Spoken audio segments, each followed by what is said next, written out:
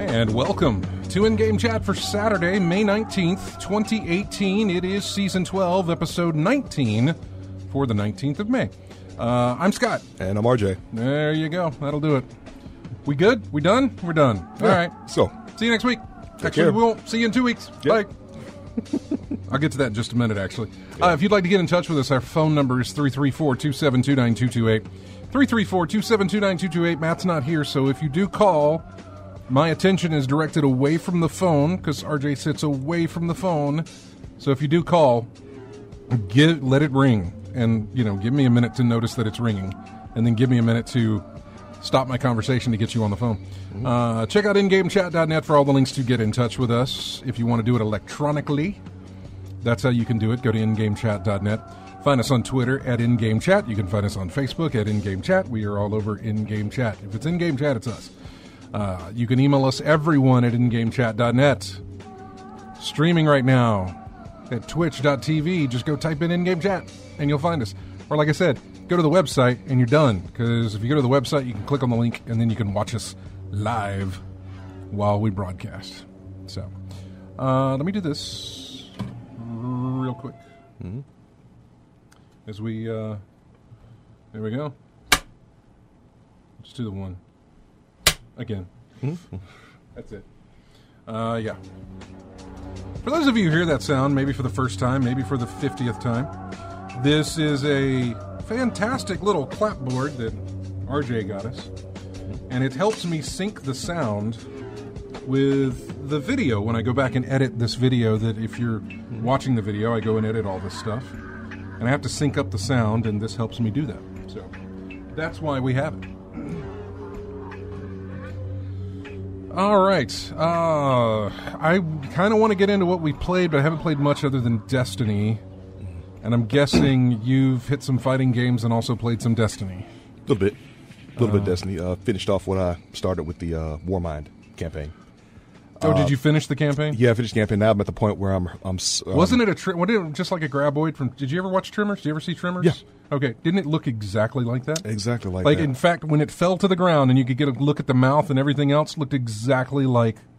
I mean, yeah, almost as though they just stole it. Really. Yeah. I mean, it was funny how a couple days before that I saw on Netflix that Tremors movie on there. Something about Cold Day and something like that. Was it Cold Day in Hell? I think it was. Maybe yeah. That's what it was. Yeah. I think I saw that a couple days before, and then I saw that boss. I'm like, yeah. And then I saw the trailer for like the sci-fi series that they were gonna have for a Tremors TV series. Yeah, and they apparently didn't pick that up. But anyway, yes, Tremors all around, and then of course in your video games too. Mm-hmm. Exactly. So yeah, I finished that, and I'm at the point where, like I said, I'm starting to do the little side missions. Get this weapon from Rasputin that you just go around and get data on, kind of like you did with the Mida multi-tool. Mm-hmm. The same thing, going around, take out certain enemies with certain shots. Have you gotten the weapon? Have you gotten the first weapon yet? The hand cannon? Yeah. Yeah, I got that. That's what I got now. Right, so now you got to hang on to the hand cannon and do a bunch of stuff with it. Yeah, exactly. Once you get done with that, the next step from that one is, if I remember correctly, the step that I'm on in that progress, I'm not actually done with it yet. Right. The step that I'm on in that progress right now is to beat 3 levels of Escalation Protocol. Joy. With the hand cannon equipped. Oh, even better. Yeah. I don't have to use it to kill anything. You just got to have it equipped. So I got to do 3 escalate. Now, I don't know if that means I can finish round 1. In other words, you're familiar with the escalation protocol events? Yeah. I've stepped up on them by accident, actually. Like there's 4 waves. There's 1 round, 4 waves. And then you go to round 2, 4 waves. Round 3, 4 waves. Okay. So, I was wondering if they needed me to do like one of the rounds inside or one of the waves inside a round. That was not the case. You've got to complete a full section of rounds and move on to number 2 in order to get 1 completion of an escalation protocol level. After that, I don't know if you can like stop it and then start up another one and do a level 1 again and still get progress. I think you can, but I don't know. So you have to do that, and then the other thing you have to do is unlock 15. They're the sleeper nodes. Okay. Which are not the ones you shoot, but they're the diamond ones. Okay. That play music when you get near to them. If you've got a card to unlock them, they play music. That's one of the things I'm on now. One of the I think it's another search mission. I think I'm at the point where it says find the hidden node. Now that you've got this broken frequency, now that you've got it completed, now go find the secret node that it hooks up, that it syncs up with. You should go ahead and do that. I've been looking around for it, but I haven't found any yet. I'll send you a link. I did find those little things you were telling me about, the ones that shoot, the one color-coded. Hang on before you start shooting those. Okay. Only for the fact that I believe another step in one of these quests is going to be to shoot ever how many of those. Yeah, I think I've only done 3. So yeah, and if you get rid of all of them, I don't know how they make up for that. Like, what if I went through and I got rid of all of them and then got the quest step to do this? Does it already count towards my progress? I don't know. I would hope so. I would hope so too, but I was afraid some people might not be able to, or I was afraid that people came across that issue. I don't know. But once you unlock your first sleeper node, the little music box thing, right, that's when you'll start getting drops for more of the sleeper nodes. But you need to unlock your first one before you start getting drops. And the drops come just doing public events. Okay. And little things. Once you get 4, you can combine 4 to make one whole one and then find more sleeper nodes. So you can have 3 or 4 cards ready to go out and find 3 or 4 sleeper nodes if you want in your inventory to do that with. But they won't they won't start dropping until I think you've done your first one. Okay. So get that knocked out of the way when you can. That way you can start collecting these cards that can be combined to make one. Okay. So that you can start looking. I will send you 2 things I'm going to send you maybe during the show or after the show. One is a list of all nodes, the locations on the map, and a picture of where they are, and a YouTube video that links with them to showing you where they are. Okay. It's a spreadsheet. It's a Google spreadsheet that's got them all on there. Fantastic thing. And then somebody released just recently an interactive map of Mars. Okay. So it shows you the layover as if you were in game of Mars, and it's got all the places of not only the little things you shoot, data fragments, but also the nodes, also the treasure chests. I think I found one of those region chests. Yeah, a region chest, Cade stash chests. It's got all of that stuff in there, and you can actually click on it, and you can get more information about where it's located and how to find it, that sort of thing. So I'll send you both of those things. They will come in handy for you as you're playing the game. So I played Destiny 2. That's what I've been doing. I've been going through and just sort of apparently there is a and I don't know if you've gotten this yet. You may have. Apparently each week there is a quest that that unlocks. The first one, I can't remember what the first one was. But I did the first one, and when I logged in Tuesday, she had a weapon for me, and so I went and I got that weapon. And while I was playing around, another quest dropped to get like 25 javelin kills with the Valkyrie weapon. Yeah. So that opened up a new quest, which I did that. I got my 25 kills, and then it said, okay, now you need to go on the heroic adventure that's that's on the map. Except I can't do that yet because I've not done the other adventures on the map. Yeah. So I'll do those and then do the heroic, and then it'll unlock something else, and I'll get a weapon. It's a lot like the weapon of the week from Osiris. You remember how he would have weapons every week, a new flush of weapons every week, I guess? Yes, I mean, I just equated to the all those things you just get the nodes or whatever, and you get them all in that little loop in there and just right. gather But all your stuff together. And do it. His stash changed out every week. Mm-hmm. Okay. He would have 3 weapons each week, and then the next week he would have 3 different weapons, and then the next week have 3 different weapons. So this one's, I don't know what this one's doing, but each week apparently there's something new to this. I don't know where it eventually leads, but we'll see. So that's what I've been doing. I have nothing else to. I think I put in some time with God of War, but not too much. I finally got to the World Serpent, which I know is not very far into the game. Again, I'm taking my time with this thing, and now I met the other brother who developed the axe that I carry. Mm-hmm. Like, he carries an axe that was built by 2 brothers. You meet the first brother, and he becomes a vendor to upgrade your weapons and stuff. Mm-hmm. And now I've just met the other brother in that team, and he's also a place where I can upgrade my weapon and stuff. I still feel like I'm really early into this thing. You don't upgrade health or anything, just your weapons and equipment? No, not at a vendor. Okay. All right. Health is upgraded by finding things out in the world. Okay. You find 3 green apples, your health gets gets extended. Mm-hmm. And then there's other things that you can find out in the world that will increase your health or your rage bar or something like that. Yeah. So, okay. But no, the stuff from the vendors will upgrade your axe. It'll upgrade the armor you're wearing. It'll upgrade your shield. Mm-hmm. It'll upgrade your son's bow and his armor that he's wearing and his arrows. And you can unlock skill sets as well. Okay. Oh, no. I'm sorry. That's not at the... skill stuff does not come at the vendor. That's just out in the game. As you level up, you get skill points. But the other stuff to upgrade armor, weapons, gear, that sort of thing, that's something you can do at the vendor. All right. So you could buy those upgrades. Sometimes you can find them and go ahead and equip them. But you can actually, if it's a vendor, you can buy those. So that's it. That is all, man. That is it for me. Well, you had a busy week anyway. It has been a busy week for me. What was it? Yeah. Thursday, I was here till 8 again on Thursday. Mm-hmm. I was here till 8 o'clock at night. Friday, I left, went out and saw Deadpool after work, Deadpool 2. And then, this morning I had to get up pretty early, get here, set up, and then go and do some work stuff, like right up until we came on the air. Yeah, just in the nick of time. I know. I got here with about 5 minutes to showtime to get over. I'd already set up everything, thank God, but I had 5 minutes to showtime to get over here, so... but yeah, so it has been. I plan on sitting down and playing some more, like tonight. Oh no, I've got something else going on tonight after the show. Oh man, I forgot about that.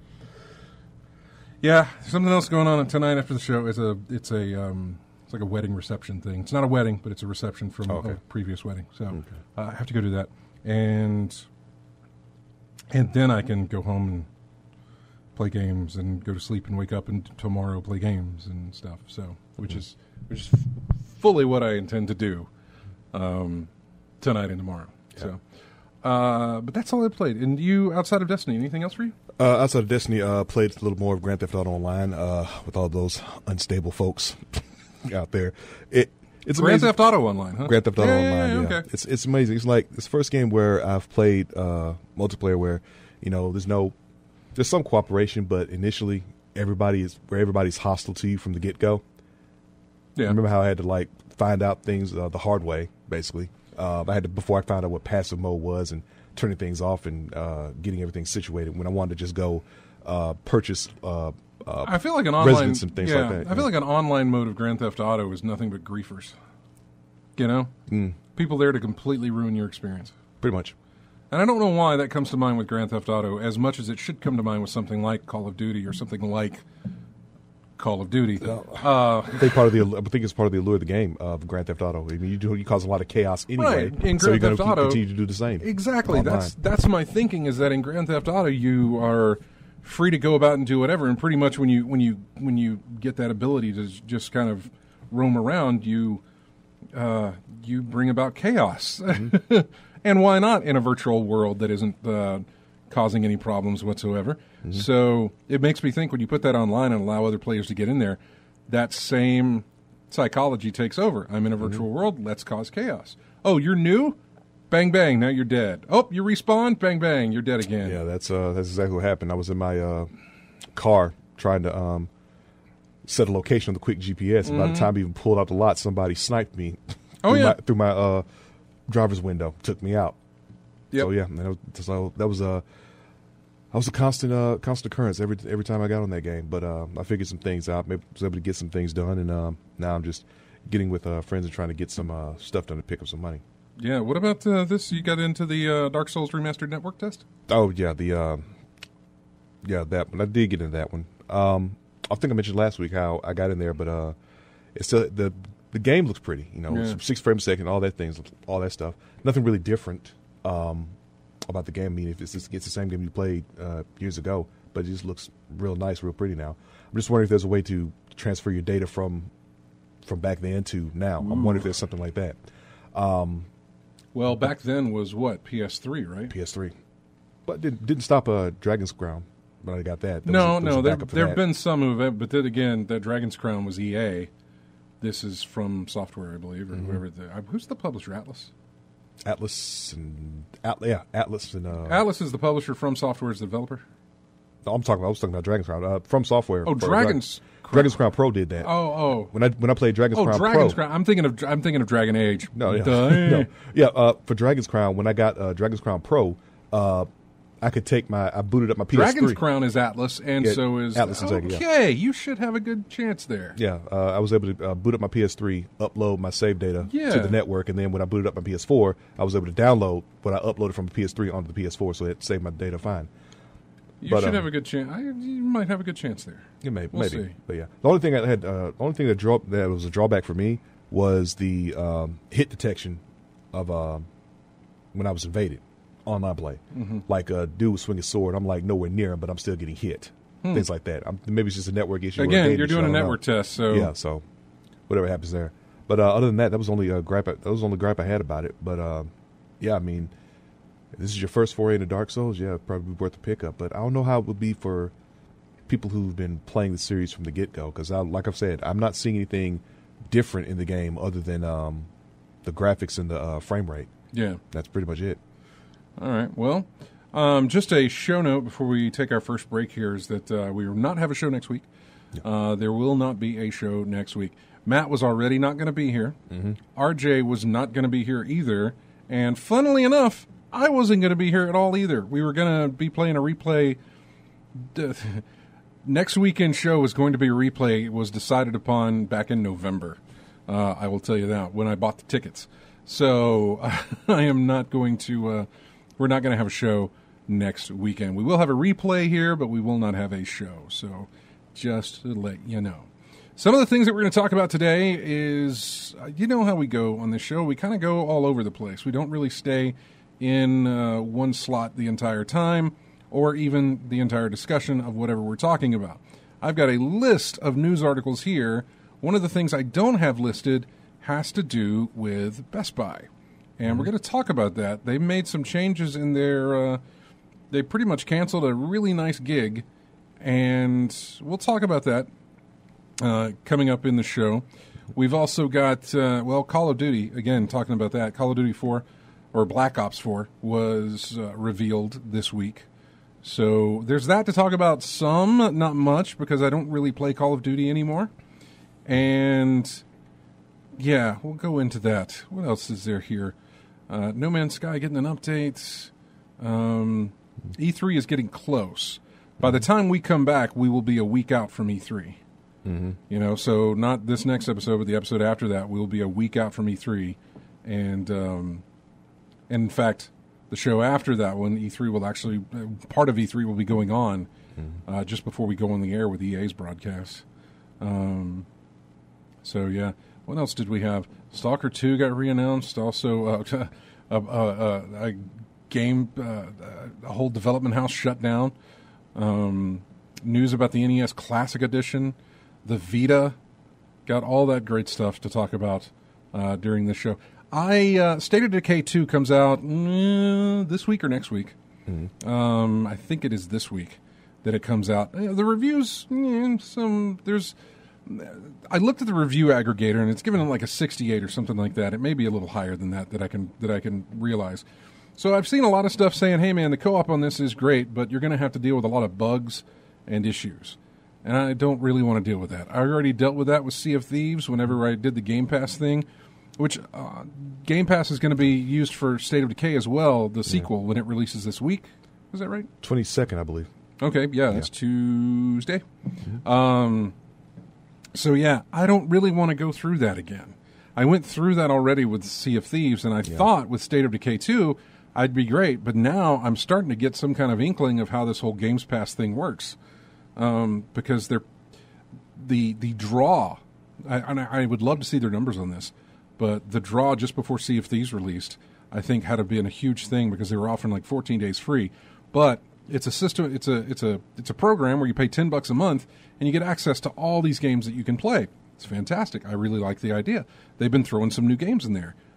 At release, you could play Sea of Thieves. You didn't have to go buy it. You just pay $10 and play it for a month. That's fantastic. Except Sea of Thieves was had tons of potential, but was, for the most part, empty. Shallow. Yeah. It was just shallow. Yeah. It wasn't a Sea of Thieves. It was a puddle. Hey, not even a lake, not even a pond, just a puddle. It was a puddle. It was just a tiny little puddle. Nothing. It was like a tire dug in the dirt a little bit, and there was water that filled up. That's it. Yeah. Lethal Migrant says Sea of Thieves for free is too expensive. It really, wow. Until they work out those bugs and add some more stuff, it is kind of it's a big disappointment, even though it was free. But I thought, okay, well, whatever. They got State of Decay 2 coming next week, and they're throwing that into the mix with the Game Pass. It's fantastic. I get to play another new game for just $10 a month. Well, the reviews come out, and a lot of them say that, it's really playing co-op is where it's at, but there's still bugs and glitches. I don't want to deal with that. We'll see how it goes. I'll probably put some time in with it. Okay. Just to see how it runs. I want to play with James and Matt and the crew because it is cross-play between PC and Xbox, just like Sea of Thieves was. So I'm curious to see if that's good as well. But if it fails again, I'm starting to this whole thing of like, hey, join Games Pass, $10 a month. We're putting new games in there. No, man, you're putting broken games in there for us to test. I've had two bad experiences already with. If potentially two bad experiences. You had one already with Sea of Thieves. Right, and I'm thinking I might be getting another one with this one. Crackdown 3 has been listed as being a part of the Xbox Games Pass as well. They've hinted at that. So, but we don't know anything more about Crackdown 3 just yet. Hopefully we'll see something like that at E3. By the way, if you have gleaned anything out there from this thing that was going around from the ESA, the Electronic Software Association, with this... here's the itinerary of what these shows are going to show at their press conferences and things like that. It's crap. Don't buy it. Not that you have to buy it. You don't have to buy it. It's on the internet for free. But it's crap. Don't fall into it. The trap. Don't believe it. There's a lot on there that is right just because we know it's coming. New Battlefield? Yes, we know that's coming. Kingdom Hearts 3? Yes, we know that's going to come. What was another one in there? We know that... Bethesda's got something to show off, of course. Is it going to be another Fallout port? Probably so. So yes, you can look at that, or a Skyrim, or a Morrowind, or something like that. There's an easy way to get into the cloud of very good speculation just by looking at the past and what they've done and seeing what they've got coming up on the horizon to know exactly what's going to be there. But there was something like Rock Band Michael Jackson edition. Rock Band hasn't been relevant in God knows how long. Yeah, it's been a minute. Yeah. There was another one for Nier Automata 2. That's got to be fast. I didn't play the first one yet. Well, it hadn't been out for very well. It hadn't been out. It's been out for a little bit. It's been out for a little bit, not enough to get a sequel. It's too early to get a sequel, though. Yeah, because there's got to be a lot of development time to go into that, I would think. Started, goodness. Yeah, exactly. So... yeah, just don't buy into that. So we're going to take a break. State of Decay coming out. I went and got music from State of Decay, which kind of led me down a path of what I used for music. It'll be very easy to tell by the second one that we play what the theme is that connects everything. Very, very easy. I didn't feel like thinking it through too much. I already have a headache now as it is. So... the rest of the show is going to be really fun as I try to work through this pain in my head. Here's music from State of Decay. Armageddon Rides to Town, maybe? It's got a T on the end of it. I don't know. It's State of Decay music. We'll be back with more in-game chat right after this.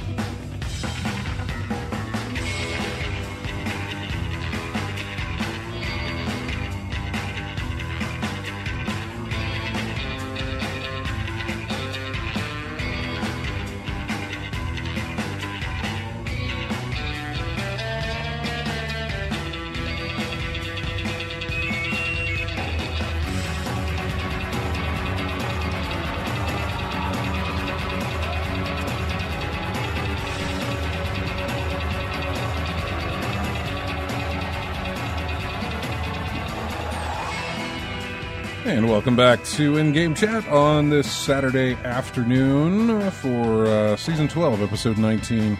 I'm Scott along with RJ, and that is it for us today. This music comes, which, looking for music, I found this soundtrack, which I'd never actually tried before. It's really good. At least I really enjoyed it. It's got a very... reaches back to like 60s, I guess. I'm thinking of Tarantino, those Grindhouse movies. Right? Yeah. This is that was Undead Nightmare. Mm-hmm. That was the add-on for Red Dead Redemption. Oh, okay, Undead Nightmare, called the Dead Sled, is what the track that was. All of the Undead Nightmare tracks that aren't like ambient little bits of music, but have guitar pieces, they sound a lot like that. Mm-hmm. And I was really enjoying that while looking that stuff up last night. Before we go any further, AC Ray says, "Did you pick up any Bally Williams tables for the Pinball Arcade?" Because we talked about that. They're losing 60 some odd tables in their Pinball Arcade video game because the license is expiring, and Williams Bally is not renewing that license. No, I did not pick up any. I remember sitting down and editing the video like I always do. And I remember seeing Steam there, and I wanted to click on that. But usually when I edit the video, it has to render the video and process that stuff. So I try and keep everything closed just so I can save CPU, memory, all that stuff. Just so the less I have running, the faster that processing goes. It takes about 2 hours to render. So it's just one of the first things I do. And then I remember sitting back down Sunday to write the post for the show. And seeing the big Steam logo there and thinking, I need to really look in there, because I was starting to write about the pinball tables to do the show post, and I went in a different direction with it. But there it was, and I did not click on it. So no, I haven't picked up any tables from it just yet. I do plan to look them over. I'm trying to figure out where I want to get them, because I played a ton on the iPad. So I don't know if I want to pick them up there, if I want to pick them up on Steam. RJ asked me, he's like, "Oh, you're getting like me where you haven't opened Steam." And I thought, well, you know what? I'm not playing any games that are on Steam. The last two on PC that I played outside of Destiny have been Assassin's Creed Origins and Ghost Recon Wildlands. Both of those are Ubisoft games, and both of those are launched through Uplay. I know that I can set them up in Steam to launch that way, but it would still go through Uplay to do it. And then Destiny goes through the Battle.net app, or BattleNet, and I've had no reason to open up Steam in a very long while. So I haven't done that, but I'll get around to it. So anyway, one of the things that I don't have written down here, but something that I just discovered. So I'm watching Deadpool 2 yesterday, and my phone is connected to my watch, so whenever I get updates, that sort of thing. And I follow. I've talked about him here on the show. The guy that posts all those deals on his Twitter account, Wario64, and out of the blue, he sends one yesterday that says, "I can't confirm. I have nothing to confirm on the GCU, the end of the GCU with Best Buy." Except that, and then it went into this thing, and I'm sitting here trying to watch the movie, and then I see this, and I was like, wait, what? They're ending. I didn't whip out my phone and start trying to look up the news, because I enjoyed the movie very much, but as soon as that was over with, I was right there on my phone figuring out what was going on. And apparently, for whatever reason, Best Buy has decided to kill their Gamers Club Unlocked program. Now, they haven't outright killed it in the sense that they've just, you stopped getting benefits. What they've done is they've stopped taking new subscribers. And what they've also done is they've stopped renewing subscribers. So they will not be taking any more subscribers. They will not be renewing any more subscribers. And the only thing that they've said on this is that you will get your benefits for as long as your membership lasts. And once that membership is over with, that's when your benefits are up. While I'm okay with that in the sense that my membership goes a very, very long way, I don't think that they will honor the how long I've got my membership till. Yeah, you have, about a decade and a half left to go on that thing? Mine ends October 29th of the year 2032. They ain't honoring that. So I don't think they're going to... a lot of people feel, and maybe they'll pull this off, but a lot of people feel like they will honor it to the end of the year, or maybe the end of next year, and at that point they will cut it off completely and then compensate people somehow for the rest of the thing. I don't know. I mean, with as much time as you got left on that thing, what would they compensate? I don't know.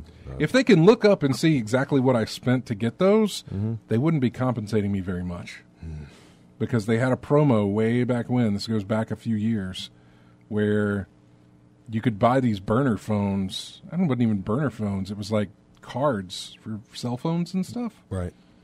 That they were doing a sale, and they're like, "Hey, with everything you get a Gamers Club membership. You get free entry into the game for 2 years. You get Gamers Club membership." Anyway, when you looked all around and looked at the fine print, you could pick up these things that only cost $7. And so I was just, I went in and I bought 2 or 3 of them. And then the next day I went back in because the deal was still going, and I bought another 2 or 3 of those things. And then the next day I went back in and bought another 2 or 3. I didn't walk out of there with a ton of these cell phone things and then whatever. I just walked in just day by day buying these things up. Just a little bit. It just gathers up. Yeah. Just a little bit at a time, and extended my membership because it was 2 years every time you got one. Yeah, you got a couple. I got a bit. So that got me all the way to 2032 with it. And the reason that I'm a little bit disappointed in this, Amazon does it now if you're a Prime member, which Prime membership just went up another. Was it $120 a year? Yeah, it's $120 now. A year, yeah. Yeah. So it went up another $20. And Prime does the same thing on Amazon, but let me give you the difference here of Amazon and Best Buy. Amazon, if you pre-order the game or buy the game within 2 weeks of it releasing, you will get the same percentage as if you would buy it at Best Buy with a Gamers Club Unlocked membership. Mm-hmm. I think it's 25% off, something like that. $65 game becomes $45. Right. And that's great. And that's great with Amazon. Except Amazon cuts off at 2 weeks. So there's a lot of games that are, that you have a 2-week window to buy that game new, and you can get it at a lower price than it will be at 3. Right. It doesn't work that way at Best Buy. If I walk into Best Buy and find a brand new copy of Batman Arkham Knight, mm-hmm. even though it may be reduced in price to like $10, if it's brand new and not a used copy, I will still get 15% off that $10 price tag. Mm-hmm. Yeah. So even if it's 3 weeks out after the game's released, even if I go in there to buy Far Cry 5 right now, which if I bought Far Cry 5 on Amazon, I'd have to pay full price. If I buy it at Best Buy with my Gamers Club unlocked, I get the 15% off. I get $45. Yeah. If that's what I wanted to do. Mm-hmm. So there's a little bit of the difference. Mm-hmm. The other bit of the difference is that when I buy from Best Buy, I get points added to my rewards member thing. And I've built up a good bit of those points from just everything that I bought. I think I took some money out to pick up a couple of Christmas gifts and stuff, mm-hmm. Some high-priced Christmas gifts, but I think I've got over $300 in credits at Best Buy right now that I'm kind of holding out on because as I've said before, I don't have a 4K TV yet. So when I get around to that point, I'll be knocking off about $300-$400 off the price of a 4K TV whenever that comes around. So that was incentive to buy from there. The other incentive is that I could get it that day that it came out, rather than, I know Amazon has same day delivery. Sometimes you get it, sometimes you don't. Sometimes you get it the day after the same day delivery, that sort of thing. But with Best Buy, I just walk in, pick up my game, and go home. I did it with God of War.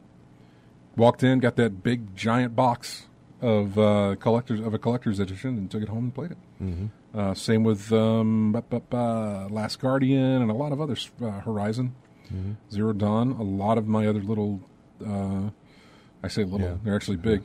Collector's edition things. So no potential snafus in terms of delivery. I mean, it's right there when you walk in and pick it up. Yeah, it is. But as the night went on and people were looking for more confirmation, they seem to have found it.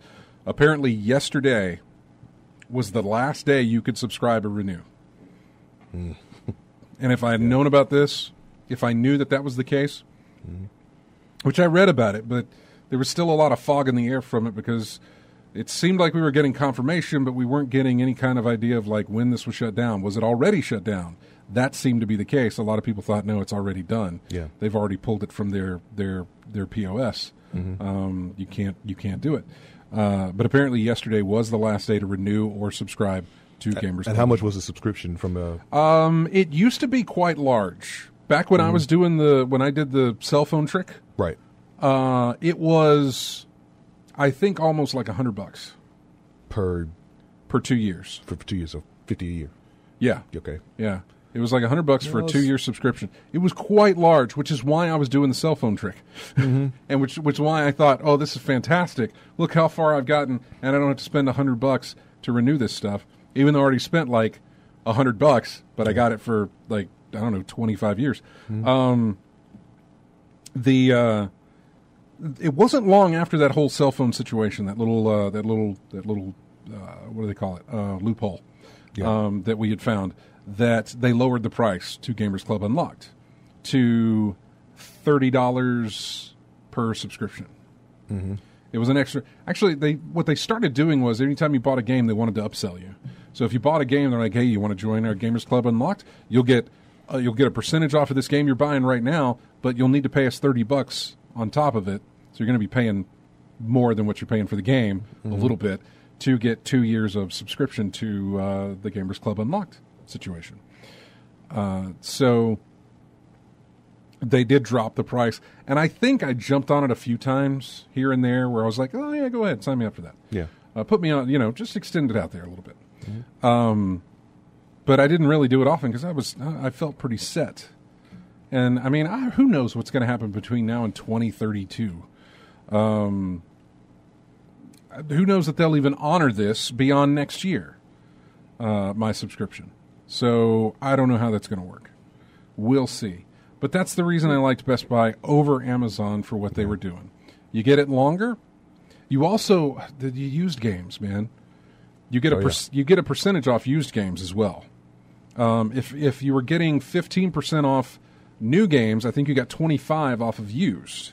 I rarely ever bought used, but you'd get like 25% off buying a used game. Mm-hmm. The other part is that if you returned a game, you would get a 10% bonus. So whatever the amount that they would give you back for a game, they would up it by 10% if you were a Gamers Club Unlocked member. Yeah. This worked out we talked about this. This worked out very well within like the first 2 weeks of a game releasing. Yeah. I could pick up a game on release day, take it home, play a bunch of it, get my fill in, finish it if I needed to.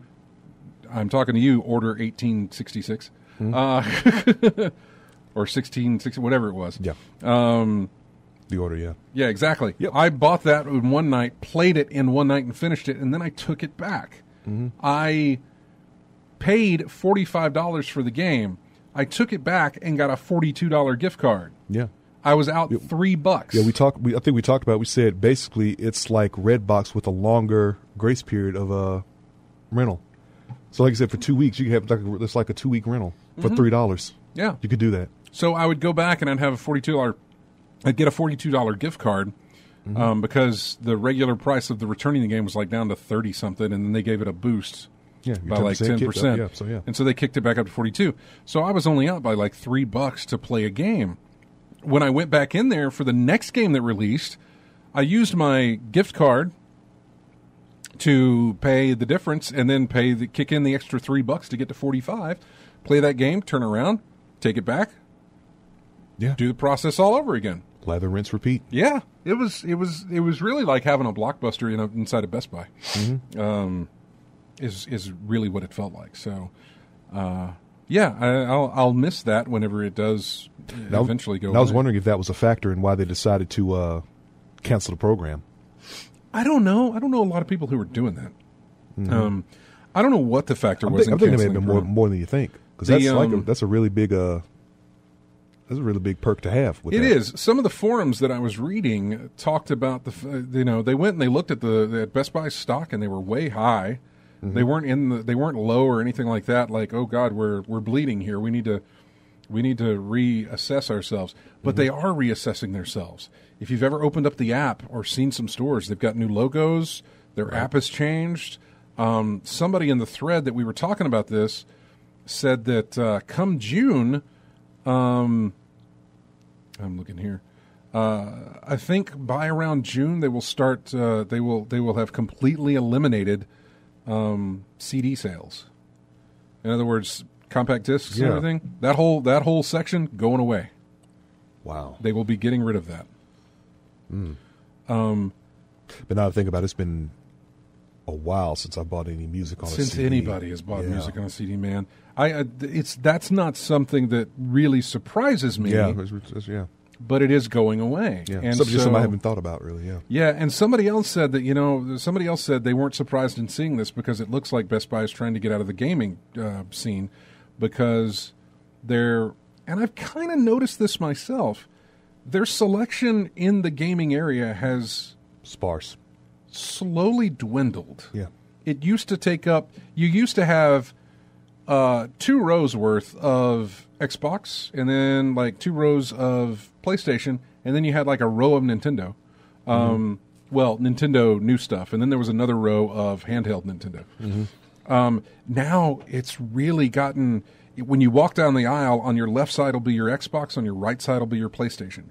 And then if you turn the aisle, on one side will be Nintendo accessories, on the other side will be some Nintendo games, and that's it. It's really, really, really dwindled in the gaming section. Yeah, and a bunch of a big chunk of that section is used stuff, and that basket in the middle.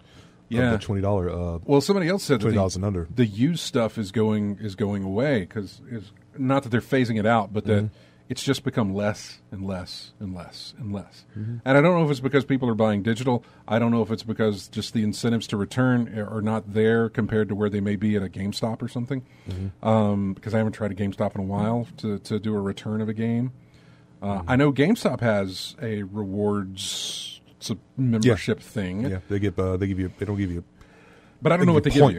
Points towards purchases in store, online, things like that. But I thought I remember they do discounts. They give you discounts for buying used games. For buying used, and they give you a bump up for doing returns. Bump up for returns. That's right. Yeah. They keep trying to get you to go to the third tier. I forget what it's called.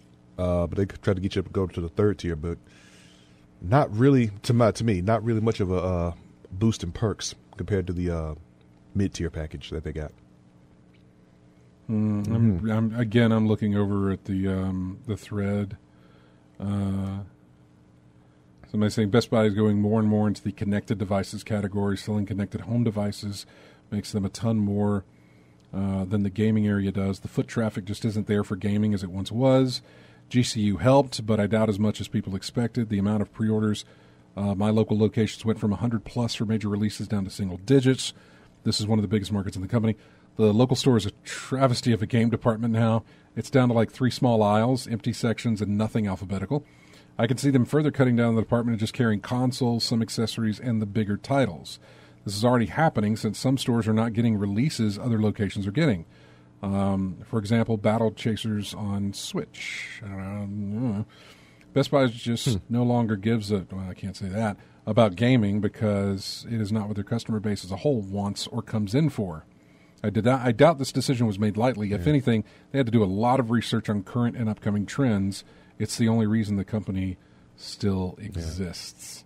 It's like Best Buy's not known for. I mean, they're known for electronics and equipment, right?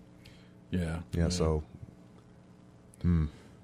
somebody had written, well, Best Buy is going to go back to what they were for me, and they did a mock-up of the Best Buy, the front of the Best Buy thing, and in the thing where the title for Best Buy was Amazon Showroom. Basically, let me go look at it here and then go and buy it on Amazon. Pick it up on Amazon, yeah. Exactly. Let me see what this thing looks like in person. Okay, now I'm going to go pick it up off Amazon. The Amazon Showroom. And I really don't want to give them that much crap. I still buy a ton of steelbooks from them. Yeah. That number hasn't decreased. That number has increased for me with the releases that keep coming out. But again, this kind of goes towards and let me talk about just the entertainment part of it. The refrigerators, the washers, the dryers, the microwaves, the car stereos, the TVs, the laptops, and computer peripherals, things the like that. connected home stuff, the cell phones. All of those things are going to stay there and are probably, if you look at some kind of chart, those far outweigh anything else in the store probably brings in. And so I can see gaming and I can see physical media of both types being on the low end. I can see games and that sort of thing being way down there. Consoles might be up, and they may separate that because I don't think they'll stop selling consoles. I don't think they'll stop selling the hardware. But the software, I think, will gradually drop. And I think that'll be the same for movies and for movies. I think it'll move the same way that way. I think that physical media will, for the most part, you will have to go to online to buy physical media because it's just, I mean, used to say I'll wait till it's on video. Now it's like I'll wait till it's on Netflix. You know, a new movie, you'd see a new movie trailer and be like, oh, that looks like something I'll pick up at Blockbuster. I'll wait till I can rent it. And now it's like, I'll wait till it hits Netflix. You know, right? It's just sort of dropping off. I came home with a couple of steelbooks this past week, and when I had a kind of an epiphany moment when I put them on the table and looked at them. I was like, why am I doing this? It's what you like, man. Why am I doing this? I do like them. Then have at it. I do, and I look at them, and they look beautiful, and I love getting them, but I also look at it, and I'm like, why do I keep doing this? Why do I do this? I picked up Black Panther, which is a beautiful steelbook, by the way. War for Planet of the Apes, also a really good-looking steelbook. The Longest Day, I think. It's a war film from way back, and they got a steelbook. But I picked that up, and then there was some... You said a war film. I'm trying to remember. Did Tora have a steelbook? No, I'm sure it may, but not that I know of. Okay. Only steelbook I picked up was Batman Ninja. Yeah. I got that one. Yeah, I did get that one. Yeah. That one did come in the mail. Yeah. And I got, I had Saving Private Ryan. Okay. Yeah, that's right. You showed that one. Yeah, I talked about that. And Dragon's Crown Pro was a steelbook. Yes, I saw that. I should have brought it for you. I know. Brought it for you. Dang. The video game steelbooks are much more rare than the movie steelbook stuff. Mm-hmm. So I'm far more interested in those. But they've got to be something that interests me. They got to hold my attention. Yeah. As something I can look at. Assassin's Creed Origins is a beautiful steelbook. Mm-hmm. It was only on consoles though. Yeah. That it was available. But yeah, I don't know. Just one of those things. I was like, why do I keep doing this? And then that thought hit me for like a split second. And then I moved on to whatever and didn't really care about it. It's like me with comic books. Still collecting them. But you hear all the time about Marvel's online, things like that. They're going online, things like that. When I picked up my Black Panther Blu-ray from Best Buy, they gave me a 2-month subscrition to Marvel Unlimited. Yeah, there's always something like that. Some like 2-month thing to Marvel Unlimited online, something like that, yeah. Here's another thing that I did. Mm-hmm. When we want to go into loopholes in the system. Right. There was some kind of thing going on where you could buy a subscription as a gift to someone for like $1 for a year, a subscription to Marvel Unlimited. Mm-hmm. And there was some way you could work around it. Mm-hmm. And I just bought. I probably spent $50. Yeah. And so they sent me all these codes to send out to friends. But I don't have to do that. All I have to do is sign in and use the code. Yeah. I get a year. Yeah. Yeah. Or it may have been a month. It may have been a month for $1. That's enough. Yeah. You had it for a good while. Yeah, it might have been enough, a month for $1, and I spent it for whatever else. That way I could buy a month subscription, read some back issues, read some storylines and stuff like that, cancel it for a while, come back later, pop in for a month, catch up on whatever came out over the summer, because I know it takes a while for it to get to Marvel Unlimited if it's new. So you got about 48 months left. Let's go ahead and go to the I know, right? Oh, God. I love cheating the system, man. Legally, by the way. Legally cheating. I love legally cheating the system, finding the loopholes and getting in there. And I have the internet to thank for letting me do that. So anyway, that's the spiel on the Best Buy thing. I don't know... I don't know when it's going to eventually affect me, but I'm wondering if you should send an email or something to corporate or something like that to see how, because like you said, you got like 15 years left on that thing. So how I kind of don't want to alert them to that. Well, part of me does it, part of me does. Part of me doesn't want to alert them to that because honestly, right now, I don't think they have a plan. Mm-hmm. I think corporate came in and said, "Look, here's what we're doing. Don't renew any more subscriptions. We're taking that out of your control." How about at the end of the year when we hypothesize at the end of the year they're going to cut it off anyway? Right. Then give an issue because you said, "Hey, I had 15 years left." Oh, and I'll totally do that. Yeah, once they announce something, because they probably have some plan in place. Mm-hmm. We're actually going to cut it off at this point in time. If you have whatever left, then we will. Then they'll come up with some kind of compensation plan. Right. I really need to go. Let me take the phone call real quick. Hey, this is in-game chat. You're on the air. Who's this? This is Chris. Hey, Chris. I'm sorry. I didn't know who this was because I don't have a phone screener. So, yeah, what's up real quick because we do have to go to break. Not much. Just enjoying you and legally cheating the system. It sounds like an oxymoron, I know. Yeah. But it's true. I mean, it was finding a loophole and taking advantage of it. So, sure. And I mean, if they make it available where you can do it, I wouldn't feel bad about doing it. You take it, just do it all the time. Right? I feel like that warning that pops up in front of a movie saying "Don't pirate this." Like raise piracy yourself is up. piracy is not a victimless crime, and I feel like this is a completely.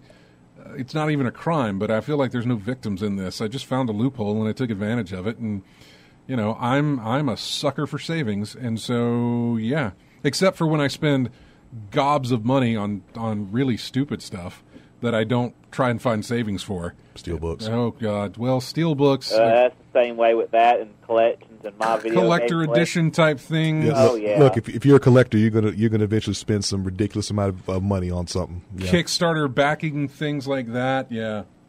You ever forget that you funded a Kickstarter? I forgot I funded Fireball Island until it was like, hey, it funded. And then like, oh, where'd that 150 go? You know? So yeah. No, but trust me, I've been paying attention to the Mist thing because I think I spent it up to the 250 thing to get the inkwell and the book and everything else. So I know that one's coming up this week, actually. So I know I'm preparing for that one. We got to come up with a better term for legally cheating. We'll probably think of something during the break. Now I have totally. Well, I mean, it was legal in so much as that I got the game and paid money for it, but the True. Oh God, me and Nate did it for I think the first Titanfall. Yeah. We went into our browser and we set it to Russian, and then we went to the Russian site and ordered it, and then paid like $25 for the whole thing, and then assigned it to Origin and got it to work and whatever else. Just we jumped through hoops, but we got it for cheaper, and we don't feel like we broke any kind of laws. There was no law against it, so that we know of. But yeah, so yeah. Well, Chris, I'm sorry to cut you off. We're way over time here, but thanks so much for calling as you do every day. Remember, we're going to be off next week. We'll be back on the week after Memorial Day, the first weekend of June, I believe. All right. Well, so y'all have a good one. See you later. All right, buddy. Take care. Now. Bye. Bye-bye. All right, and that is going to cue us for a break as well. Here is music from Dying Light. It's from the expansion pack called The Following, and it just says Epic Attack. So that's what it is. We'll be right back with more of In-Game Chat right after this.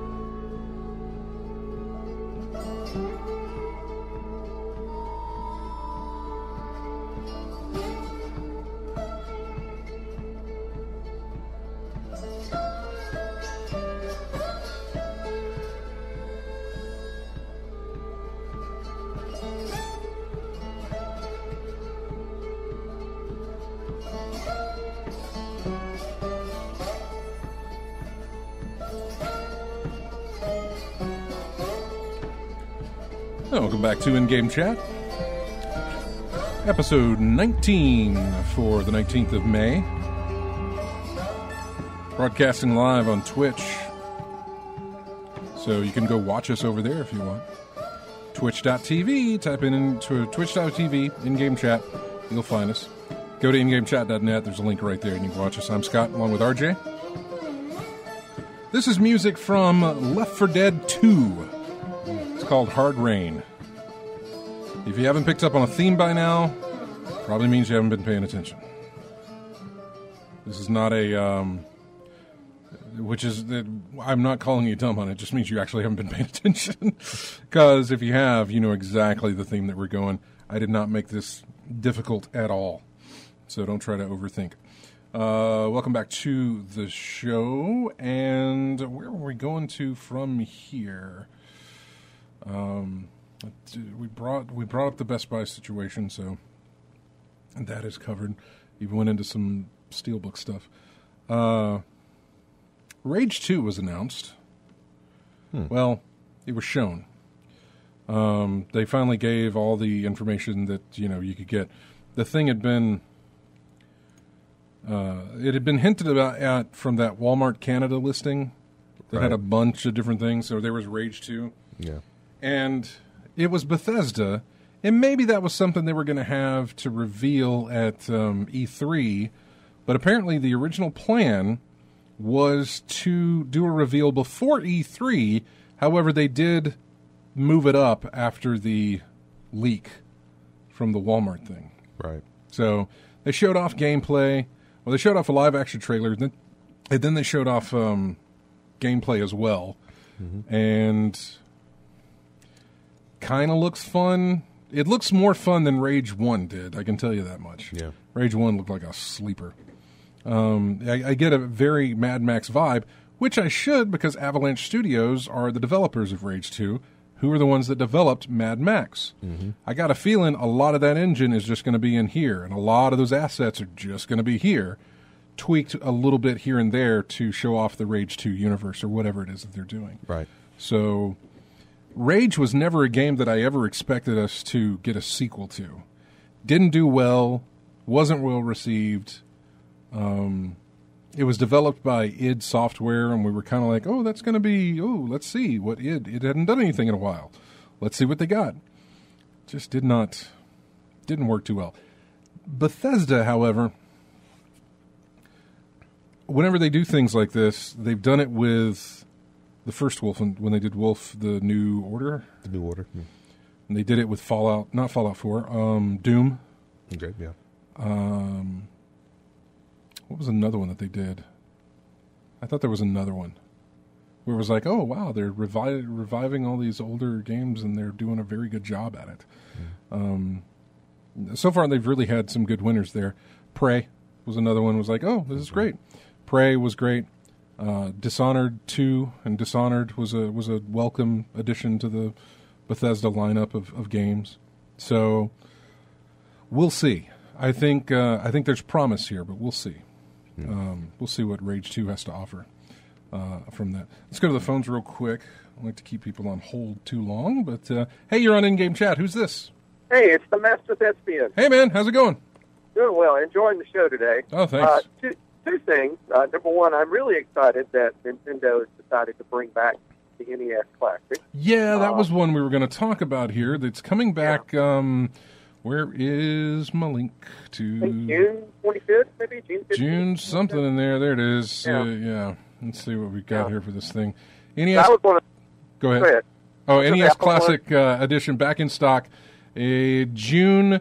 It will be the same price, $60. Just like when it launched in November of 2016. And June 29th is when that will be available again. So there was rumor that it was going to be coming back. So yeah, that's fantastic. Yeah, I've got a feeling somebody at the corporate office of Nintendo went, "We're doing what? We're stopping? Wait a minute, we can make a whole buttload of money here." They had to stop, actually. They ran out the resources that they were using.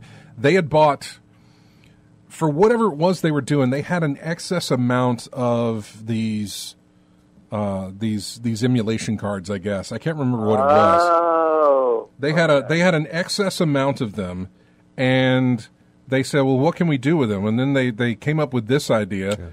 and made bank on it because the amount of money they spent on those cards and the manufacturing of this NES Classic was probably pennies compared to what you're paying. And so I'm sure there were a lot of people like me who wanted one and then were really frustrated because you go to the store and they're sorry, we're sold out. Yeah, that was Nintendo's modus operandi for a very long time. Was like, here's something great that everybody wants in limited supply. Yeah. You know, you cause a demand. With artificial demand. You cause an artificial demand without very much supply, and that sort of the zeitgeist of the public's like, man, I really want to get one of these because they're hard to get. Yep. And now they're not going to be that way anymore, and they're still going to sell those things. Things are still going to sell massively well. I'm planning to get one. I'm going to find somewhere. Somewhere's got it.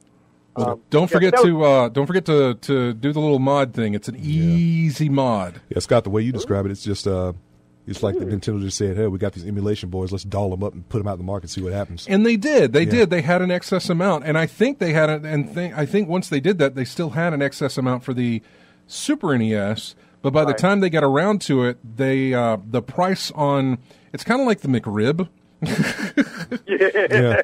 McDonald's only sells the McRib when pork prices go either down or up. I can't remember what it is. I think it's when the pork prices go down. Yeah. So like if you're watching the market and you see pork prices go down, the McRib comes back into stock because they can pay for it. And I think the amount that they had to pay to get these emulation cards and everything else went up, and they said, no, we're not going to buy any more of these things. That's fine. We're just not going to do it. And then it dropped back down, and like, all right, let's do it. Let's do a SNES, and then let's do an NES again. And now it's down to where they can continue to make these things. And I think that's what you're going to see. Are we going to get any more in the series? That is a good question. I'm curious if they're going to go any further with an N64 or even something that is like a Game Boy, but playing on your TV type thing. And a lot of other companies having the same idea as well, because you heard about what Sega was trying to do. Sega did something. Well. I need to know more about that. Yeah. The problem is when they see AO Games putting it out there, they're like, oh, wait a minute. The company that they're using, the company that Sega is using to do theirs, is not one we look fondly on. Yeah, they're the folks that put out those bootlegs you see in Walgreens and places like that, or kiosks around the country, things like that. Yeah. So we're kind of skeptical about those. But they break pretty quickly. Yeah, we're skeptical on those. But and then another company's doing it. I'm hearing SNK is doing another mini Neo Geo. Neo Geo? Yeah, they're going to do a mini Neo Geo, something like that. So it seems to be the popular thing going on right now. Mini versions of classic consoles from back in the day. Yeah. Well, and part of it is that you've got parents who remember that going, hey, kids, this is just like what I used to play. Hey, let's get one.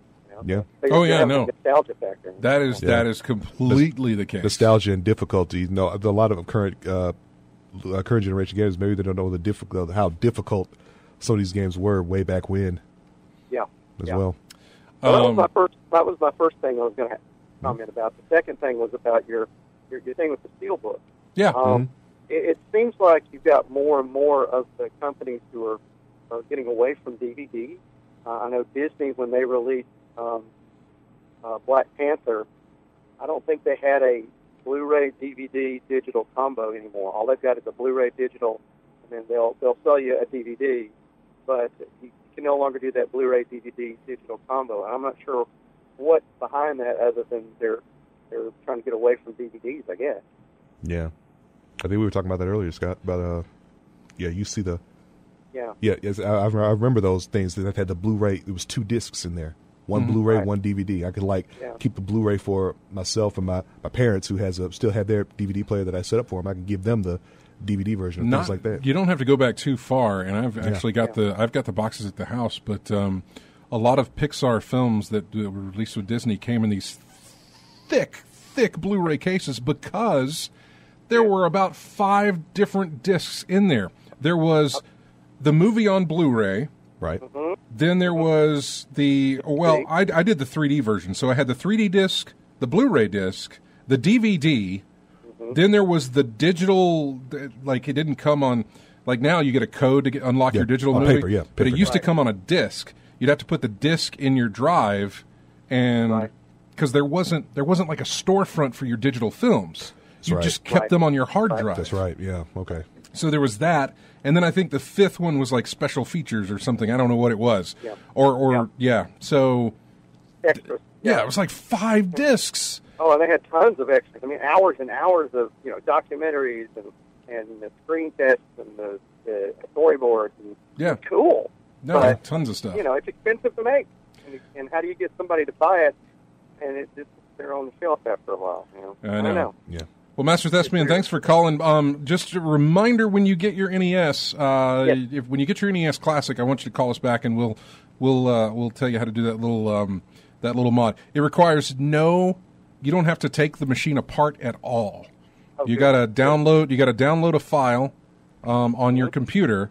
And then do some backup with it, and then that's it. And then you can put whatever you want on there. You could put the whole library on that I thing. put 600 and some odd games on my little NES Classic. You're kidding me. Yeah. Holy cow. Seriously. They're all NES games, but I put about 600 and some odd games, 630, I think, on the NES Classic. It is pretty much every game in the Nintendo library I was able to put on that thing.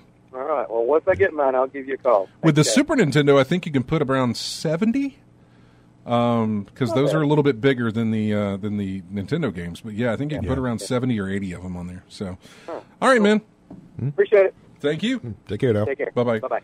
Yeah, for that alone, 600 plus games on one little console, man. That's just that's reason alone to pick one up It yourself. was man. wonderful. I love it. I'll be curious to see if it stays whenever they do this. Yeah. Which, by the way, let me footnote to yourself there, Master Thespian. These new ones that they release, they might have some way for you to not do that, but we'll see. There was word just a few weeks back that they had found a hack for the Switch, and it was something that Nintendo could not fix. They had found hacks before for the Switch, right? But firmware updates kept knocking them out. This one, there's no way they can firmware update it. Yeah. The only way they can fix it is change the hardware that's built into it, and they will. Yeah. They will revamp that hardware and put something else out there, not necessarily to get around this hack, but just because things become cheaper, and so they will resort to getting a different piece of hardware that eventually somebody will find a hack for. But right now, they found one that Nintendo can't eliminate out of the machine with any kind of update. And I think the same thing applies with these new NES Classics. They're going to find a way to get around that too. They probably will. Yeah. I mean, I don't feel like they won't. But it might be you might have to go a little bit. Maybe a little more difficult, but You might have to do a little bit more to get around it. But Than the what end you have result to will do still now. be the same. And when it's all said and done. But the way to do the one currently and the SNES Classic right now is so ridiculously easy. Yeah. Oh man, it's hard to even call it hacking, because, or I say hacking. It's hard to even call it modding.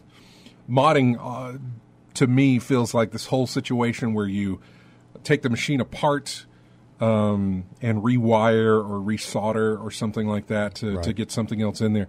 It's nothing like that, man. It is nothing at all like that. It's fantastic. Hell, you want to bring your machine to me, I'll do it for you. I might take you up on that. If you get one, yeah, bring it to me. I'll do it for you, man. I have no problem. I've already got the games downloaded. Yeah. So I've already got the 600 and some odd games. They'll fit on a what? Like a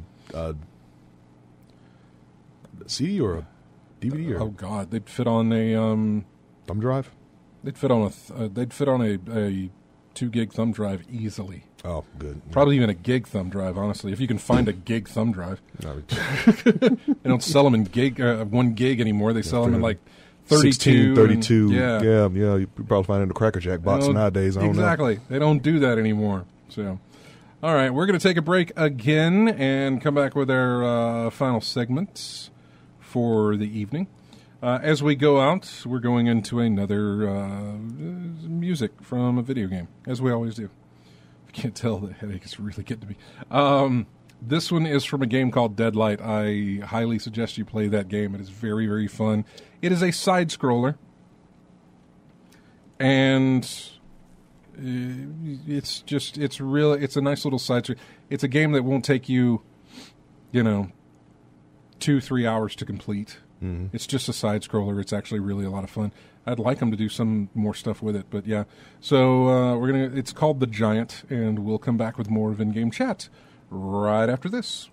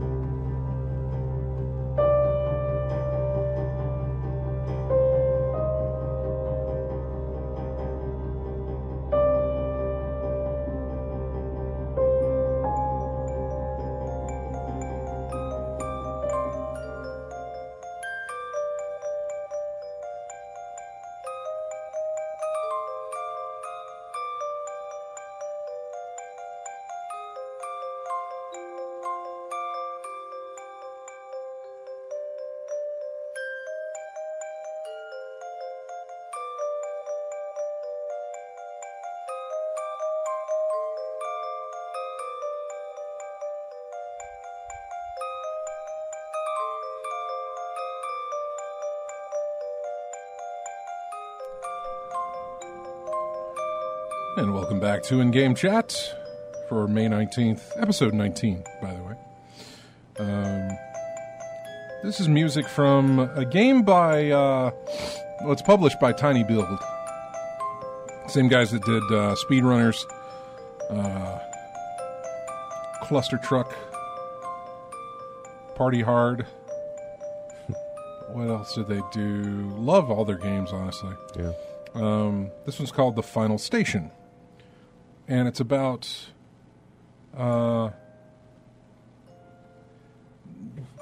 basically the world has gone to crap. Zombies exist. And you're on a train. And you're the conductor of this train that really only has the main engine and then a cargo hold, basically. And so you go from station to station, and as you go to different stations, you leave the train, get out, you have a finite amount of ammo, and you can also do punches and kicks. But you're facing these zombies while you're trying to get a battery that powers that station so that you can move on to the next station, and also pick up food and supplies. In between each station, as your train travels along the tracks, you have the ability to go to where the cargo is and take care of the survivors that you find along the way. Some need food, some need medicine and water and things like that, and so you have to keep them healthy as you go from station to station. So that's what that game's about. It's a little tiny thing, but it's nice. So I'm a very big fan of the Tiny Build games. So anyway, Sony, we're gonna do some hits here. Sony has stopped production of physical Vita games. Does this mean they're going to keep producing Vita games? Sony themselves, I don't know. Other companies, probably, but they'll be probably digitally only. Most of them are. But yes, Vita card production is coming to an end, and yeah. So they plan to end all Vita game card production by close of fiscal year 2018, and they asked that all Vita product code requests be submitted by June 28th of this year, and that final purchase orders be entered by February 15th of next year. The fiscal year ends on March 31st, 2019. So yeah, it's it's getting to the point where it's going to go away. I didn't skip Speedrunners. I totally said Speedrunners, did I not? Yeah, you said it. Yeah, Multal was like, can't believe you skipped Speedrunners when I was talking about Tiny Build games. No, I did not. I did not skip Speed. If I did, I don't You didn't. know. Yeah. You didn't. That's one of your favorites, isn't it? It really is. It was the first tiny build game I ever played, and they hooked me from then on. So, yeah. What was the other thing that I wanted to get onto? We talked about Bethesda. Cliff Bleszinski is apparently out of game making for the time being. Radical Heights developer Boss Key Games has shut down. Boss Key made a game called Lawbreakers, and it did not gain the traction that they had hoped to. They did a quick little let's try something else and did Radical Heights, which was announced and released all in the same day. And it was much just a shooter thing trying to capture that Overwatch audience. Yeah. And it failed. And so, honestly, Cliff Bleszinski wrote something, Boss Key Productions Effectively No More. 4 years ago, I set out to make a world-class video game studio. I hired some of the best talent in the video game industry. They worked tirelessly to produce quality products. And while we had our ups and downs, I'd like to think we had fun doing it. Lawbreakers was a great game that unfortunately failed to gain traction, and in a last-ditch attempt, we scrambled to do our take on the huge battle royale genre with Radical Heights, which was well-received. However, it was too little too late. As for myself, I'm going to take some time off and reflect. I need to focus on myself and family, as well as my Aussie, I guess Australian Shepherd, maybe, the dog Teddy, who is slowly fading from us. Video games will forever be part of who I am, and I hope to make something new again someday. However, I need to withdraw and take this time. So, yeah, it looks like Cliff's getting out of the development house for a while. Let's take a break, a little hiatus. Yeah, he did Gears of War, and then after that, it's like, where'd you go, Cliff? What happened? So, it's not fair to call him a one-shot wonder, is it? One-hit wonder, is it? He had that one, and I think he may have executive produced or had a little bit of a hand in. Dang it! That game from Epic, that was an Xbox Live Arcade game. It was a side scroller, very Metroidvania. I played the music for it just not too long ago. They re-released it on Epic's website for free for a while. Oh, why can't I think of it anymore? I just blame the headache. Yeah, I can't remember it. I knew what it was not long ago. But I completely... And I think he had a hand in it. But anything that was like radically his... I'm sorry, I'm moving the mic around. Anything that was like really like, this is a Cliff Bleszinski game. It ended with Gears 5, or Gears, the Gears of War series. And I think that only ended with like Gears 1 and 2. I don't think he was involved in 3. I'm not sure if he was or not. If he was, then it ended at 3, because I don't think he went any further than that.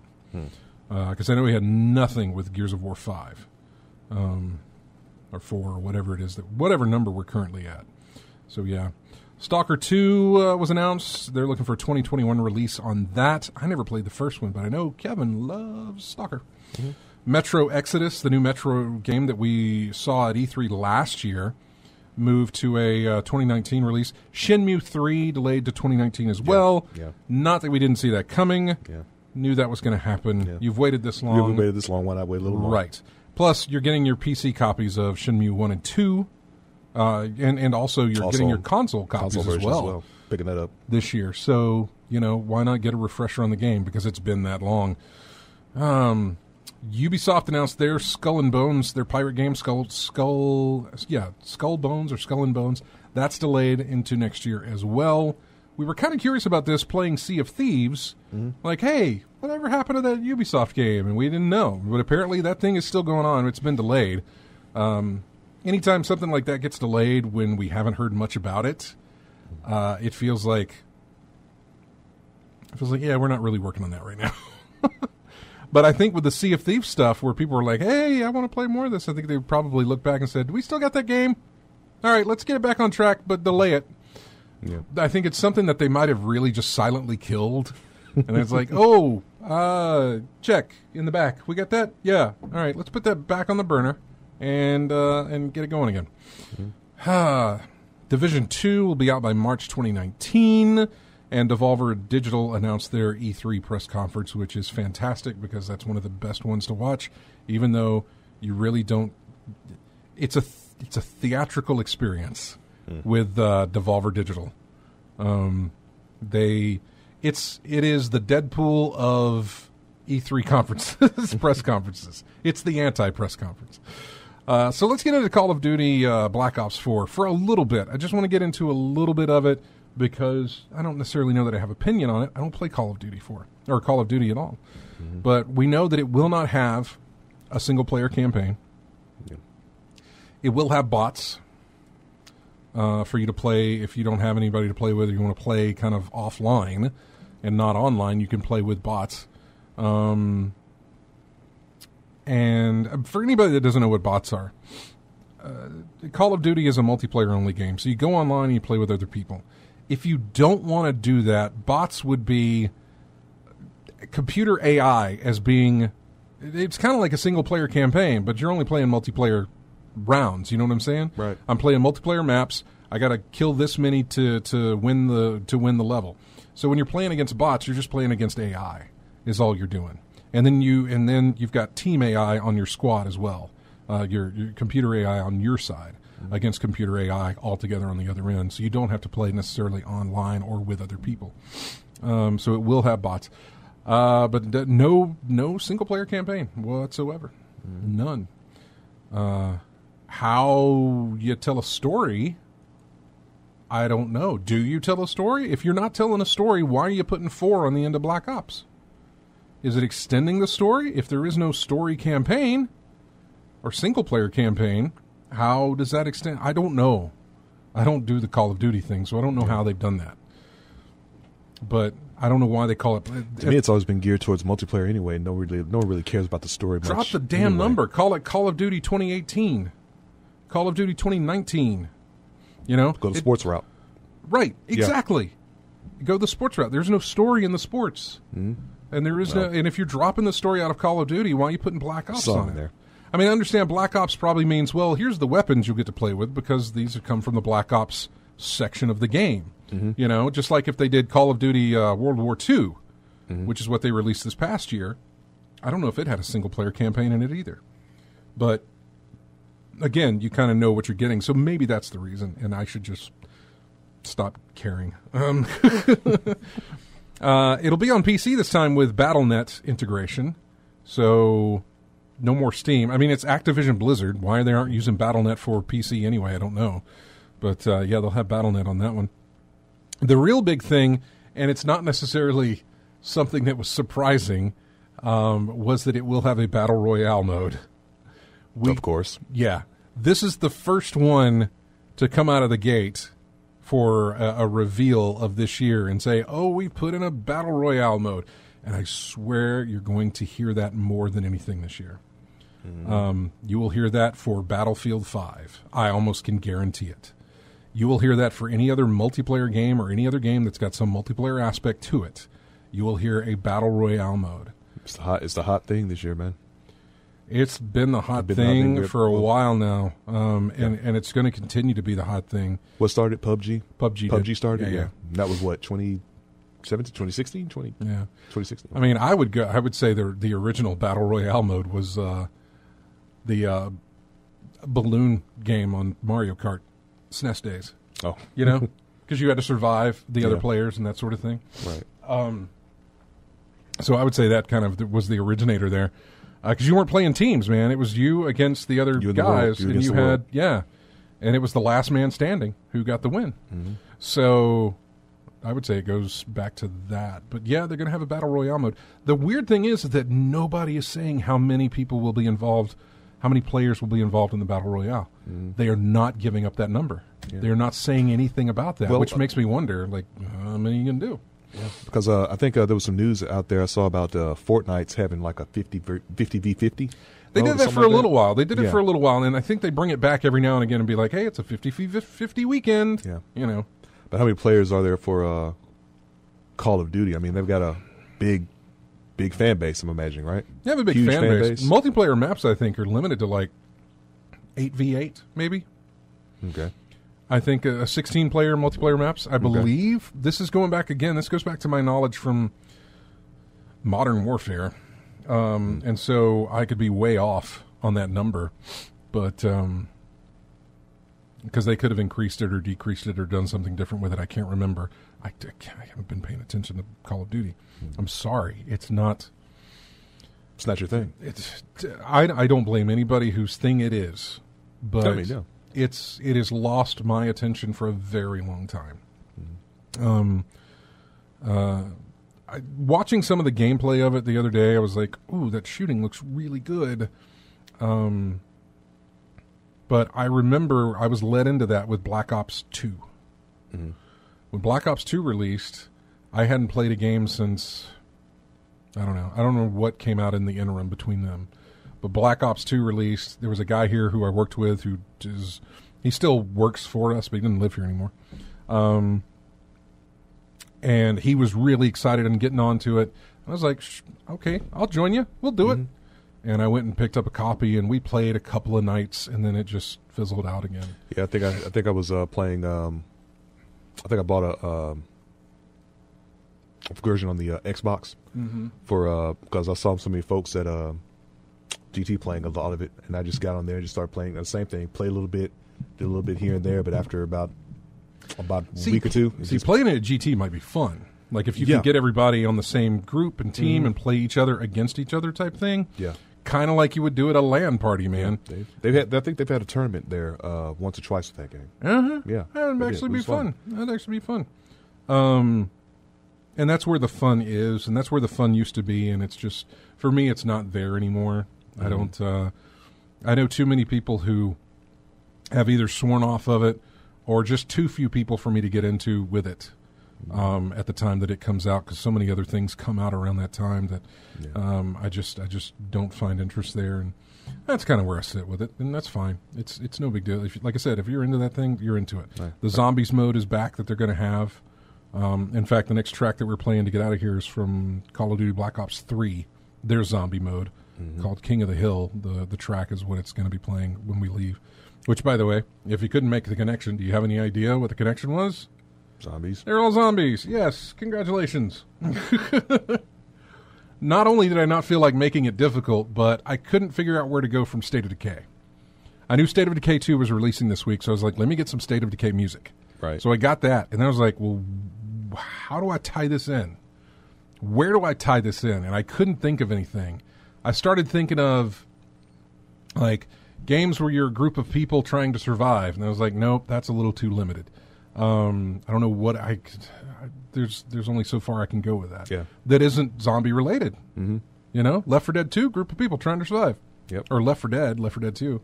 So yeah, that's what you got. So, but yeah, it was all zombie games. So yeah, they're bringing that back. They've got all this stuff. They're going to do more reveals. I think they'll reveal a number into this battle royale mode come E3. Which we're getting closer to that. I mean, I know it's a ways out at this point, but you got to think we're not doing a show next week, and then when we come back from that time off, we will be a week away from E3. So, you know, when we come back from that time off, we'll be going through the list of like, here's when this one is, here's when this one starts, here's when this one starts, and then the week we come back after that, we'll be talking about EA's press conference because it will have happened just a few hours before we came on the air. I'll be here watching it. Yeah. Watching the press conference. So yeah. And then of course we've got the press conferences on the Sunday and the Monday, Tuesday. We'll see what all we get from that. As far as I know, nobody's revealing any hardware. Microsoft might show off that adaptive controller, the disability accessible controller that they revealed. Yeah, they might show that off, which I'd love to. I'd be glad to see them do that. I'm glad it's out there. I'm glad it gives everybody the chance to play. Right. I don't know how it works. That's more my curiosity than anything else. Yeah. How does that work? It's huge. Yeah. It comes with a gigantic thumb pad, no stick, no joystick, no analog control. Right. It's a thumb pad, and then it comes with two very big buttons. And I'm just I haven't really looked into it. I'm sure the articles explain it, but I'm curious as to how that whole thing's work. I mean, I saw a picture of it, so those are buttons, those two big circles? Yeah. Those two things that look like it's DJ Hero? Yeah. I thought those may have been something like those sensor pads on like a Turbo Touch 360. Remember those back in the day? I thought there may have been bigger versions of that or something like that. You know, there may be more to it than that. I don't know. They are 2 big buttons. The buttons are programmable. I don't know how they get programmed. I don't know how it all works. I do know that there's USB ports for you to plug in other things and stuff. So it's something that if they do show off at E3, I hope that they do a nice little course and show it how it all works. Please don't. You don't have to put anybody up there playing it. That's the one thing, man. We're approaching that time of year when the executives think, "What's cool with the kids today? Let's see," and they start throwing stuff up there that is not at all cool with the kids today. It's horrible. It's what the executives think is cool today with the kids or whatever, huh? What was that thing with the Spike Awards with those music acts that had no business being there? What was that? Well, that was Spike Awards. That was one thing. They were trying to appeal to a mass audience because they were on national television. This is more the press conferences are not on national television. They're streamed.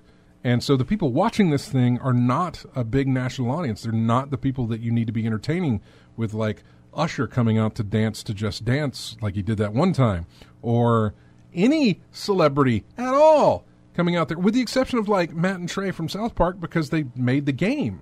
You know, they had a hand in making the game, and they're much better at dealing with that than reading the executive spew on a piece of paper that they're told to, read this, monkey, do what I tell you, trained chimp type stuff.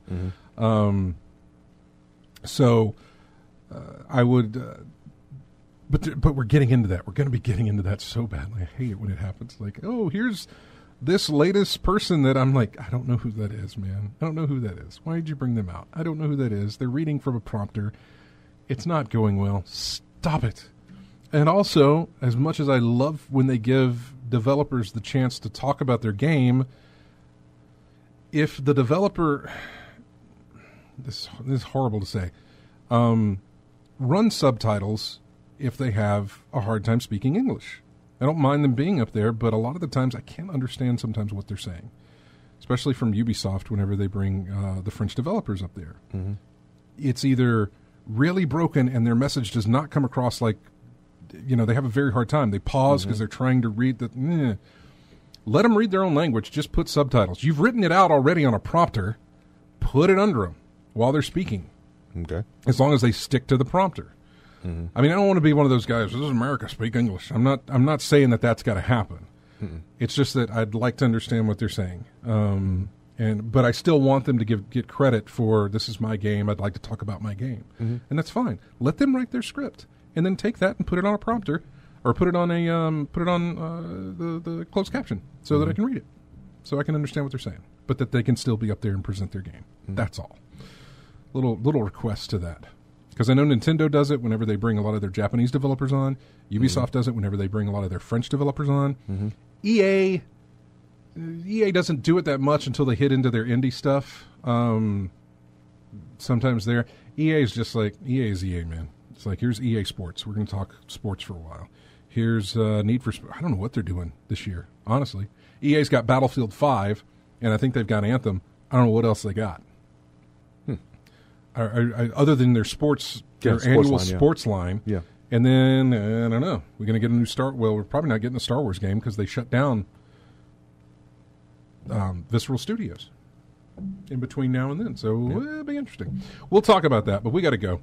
I want to thank everybody for a fantastic show. Appreciate you guys being here. Thanks to our callers, Chris, Master Thespian. We really appreciate it. Thanks, everybody, for joining us in the chat room, as well as listening to the show on the stream, on the radio, watching it on Twitch. We appreciate it. Thank you. If you can go to ingamechat.net, and you can join us on Twitter and Facebook.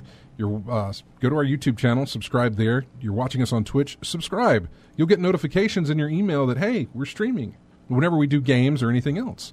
So there's that as well.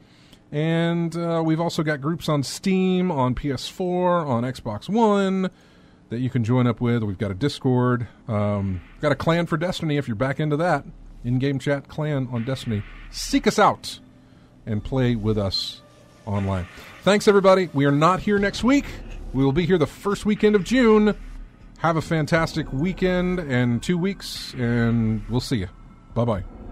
Music from Call of Duty Black Ops 3 Zombies is called King of the Hill. Bye.